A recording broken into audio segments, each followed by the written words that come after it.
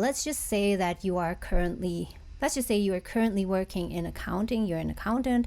You have been working there for years, but you think you want to be an interior designer. You want to go into interior design, but you don't have the confidence yet. You are still afraid of so many things. So before you make that big step of, for example, investing in an education or quitting your job or whatever, the first thing that you can do is start your own little project. Start your own little home project at home. For example, very simple, look at your bedroom, pick one room in your house. Let's just say that's your bedroom, and rearrange everything. Paint the walls, rearrange the furniture, decorate the room, and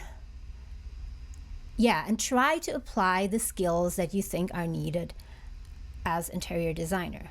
Of course, maybe there are some things that you don't really understand yet. For example, you don't understand the concept of colors as well yet, but those are all things that you can learn in the process. So while you redecorate, rearrange, redesign your bedroom, you learn these bunch of skills on the internet. You Google, you read articles, you watch YouTube videos, and apply that.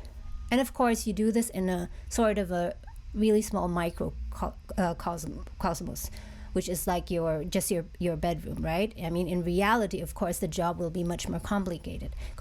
But at least you've tried this out.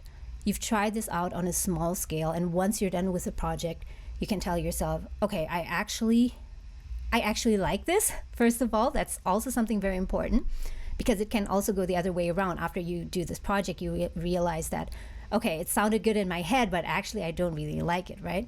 But most importantly, you've kind of proved to yourself that, okay, I already have so many skills that I've applied, and I've actually been able to rearrange, to redesign my space. So I'm actually already halfway there. I just need to polish up certain skills. I just need to figure out what kind of additional education or learning I need to acquire so that I can become an interior designer. So that is a very, very practical way of how you can build confidence. So how do you come up with this project, and how do you scope it? What I think is very important is that the project, you shouldn't overthink it, first of all. Don't try to do something that is so enormous, that is so big, so out of reach, that in the end it defeats the purpose because you feel that you don't have the confidence to start that project, right? So it should be small enough, it should be contained enough in terms of space, resources that you need, as in costs, but also time.